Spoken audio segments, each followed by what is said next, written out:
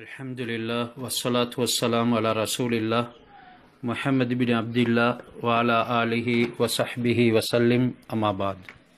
அல்லாஹ்வுடைய கிருபையால அல்லாஹ் சுப்ஹானஹு வ தஆலா தீனோட இணைந்திருக்கிற பாக்கியத்தை ஏதோ ஒரு வழியில் எங்களுக்கு தந்திருக்கிறான். அதுக்காக வேண்டி நாங்கள் அவனுக்கு நிதமும் நன்றி செலுத்தணும். எங்களுடைய ரூஹுக்குரிய ஆமால்களை நாம் உள்ளத்தில் வச்சிருக்கோம். எல்லா நேரமும் ரூஹ அல்லாவுக்கு விருப்பமானதாக ஆக்கிறதுல ஒரு மூமின் என்கிறவர் முயற்சிகளை மேற்கொண்டு கொண்டே இருப்பார். இன்றைக்கு நாங்கள் உடலை சுத்தமாக வச்சு கொள்றதுக்கு பல முயற்சிகளை செய்கிறோம். எங்களுடைய ரூஹ சுத்தமாக வச்சு கொள்றதுக்கு என்ன முயற்சி செய்கிறோம் என்கிறத கொஞ்சம் சிந்தனை செஞ்சு பார்க்கும். இதுவரைக்கும் எங்களுடைய ஒவ்வொரு மூச்சும், எங்களுடைய சிந்தனைகள் மற்றும் நடைமுறைகள் எல்லாமே மார்க்கத்தோட இணைந்திருக்குமோ அதுவரைக்கும் கண்ணியம் இருந்து கொண்டே இருக்கு. அந்த கண்ணியம் எப்படி வருவதுன்னு கூட எங்களுக்கு விளங்க மாட்டான். எப்ப மார்க்கத்தை விட்டும் தூரமாகிடுவோம், ஹசரத் ரசூலுல்லாஹ்வுடைய வாழ்க்கை, அல்லாஹ்வுடைய கட்டளை இவைகளை விட்டும் தூரமாகுமோ கேவலம் எங்களை அறியாமலேயே வாழ்க்கையில வந்து சேரும். அது எப்படி வரும் என்றது கூட எங்களுக்கு விளங்காது. நாங்கள் அந்த கேவலத்தில் சிக்கி கொண்டு இருப்போம். ஆனால் நாங்கள் நினைச்சு கொண்டு இருப்போம் கண்ணியத்தில் இருக்கிறத போல. இது எல்லாத்துக்குமே காரணம் என்னண்டா மார்க்கத்தில் நாங்கள் பலகீனமாகிறது தான். எனவே எப்பவும் எங்களுடைய வாழ்க்கையில் ஒரு திட உறுதி இருந்து கொண்டே இருக்கணும். சொன்ன மாதிரி எங்களோட ரூஹுக்குரிய அமலை தடுக்கிறதுக்கு ஷைத்தான் பல முயற்சிகளை செய்கிறான். ஹசரத் இப்ராஹிம் இப்னு அதஹம் ரஹ்மத்துல்லாஹி அலைஹி அவங்கள பற்றி எங்களுக்கு தெரியும். பல தடவை நான் கிளாஸ்லேயும் இந்த விஷயத்தை உங்களுக்கு சொல்லியிருப்பேன்னு நினைக்கிறேன்.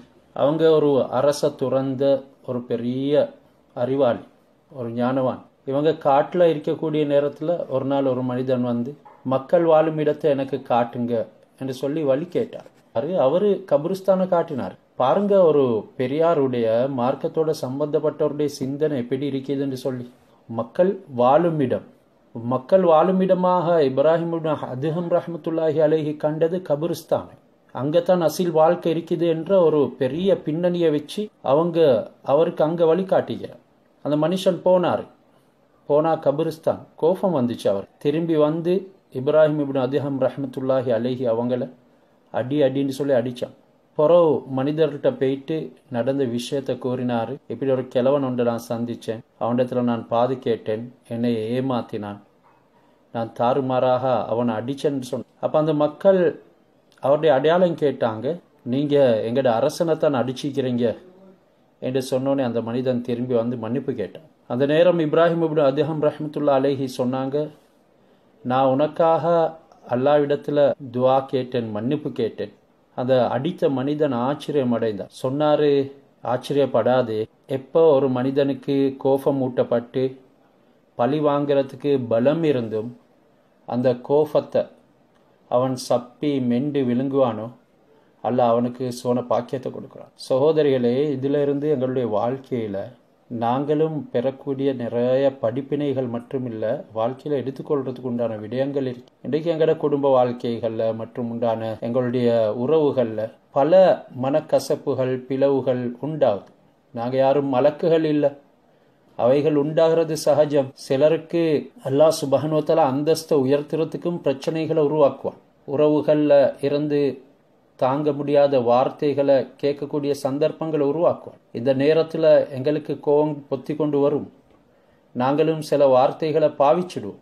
ஆனா இது வரக்கூடிய இந்த சந்தர்ப்பம் ஏண்ட சோனத்தை தயார் செய்யறது என்கிறது அல்லாஹ்வுடைய சிந்தனை உள்ளவர், ஒரு திக்ர் உள்ளவர், ஒரு தீன்தாரி உணர்வார். இப்ப அதுக்கு எந்த முறையில பதில் கொடுக்கணும், எந்த முறையில அதற்கு எங்களுடைய நடைமுறைகளை ஒரு பதிலாக ஆக்கணும் என்கிறத தீன்தாரிக்கு அல்லாஹ் சுப்ஹானஹு வ தஆலா கொடுத்துடுவார்.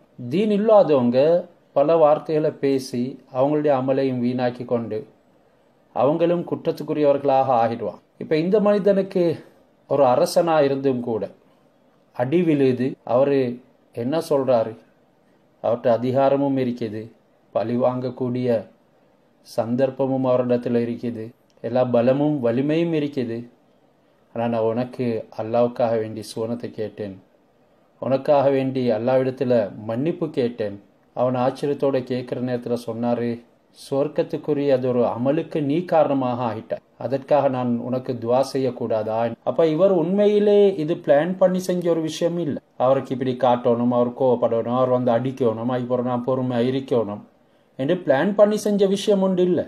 அவருடைய ஆத்மீக ஞானம் அந்த அளவுக்கு வளர்ந்துருந்துச்சு. அதனால உண்மையாக உயிர் வாழக்கூடிய இடம் இந்த துனியா அல்ல, மௌத்துக்கு பின்னால உள்ளக்கூடிய வாழ்க்கை தான். அப்ப மக்கள் வாழ்ற அங்கத்தான் என்கிறதான் அவர் சொன்னார். கடைசியில வந்து அடியப்பட்டு கொண்டு சொன்னாங்க இந்த விஷயத்த. இதனால கோபம் என்றது சகோதரிகளே அது ஷைத்தான் இடத்துல இருந்து வரக்கூடிய. ரசூலா இதற்கு பல ஆவணங்களை சொல்லிக்கிறார். இதனால தான் ஒரு மனிதன் வந்து எனக்கு உபதேசம் செய்யுங்க என்று ரசூலா இடத்துல கேட்ட நேரம் லா தகலப், கோவப்படாதேன்னு சொன்னாங்க. அந்த மனுஷன் மறுவாலையும் கேட்டாரு, நபி அவங்க அதே வார்த்தையை தான் சொன்னாங்க. மூன்றாவது விடுத்தமும் கேட்டாரு, ஃபரத்தத மிராரன், மூன்றை விட அதிகம் கேட்டாங்கன்னு ஹதீஸுடைய வார்த்தையில வருது. பல தடவை கேட்டாரு, லா தகலப், கோவப்படாதுன்னு தான் சொன்னாங்க. இப்போ இதில் எவ்வளோ பெரிய விஷயம் இருக்குதுங்கிறது கொஞ்சம் சிந்தனை செஞ்சு பாருங்க.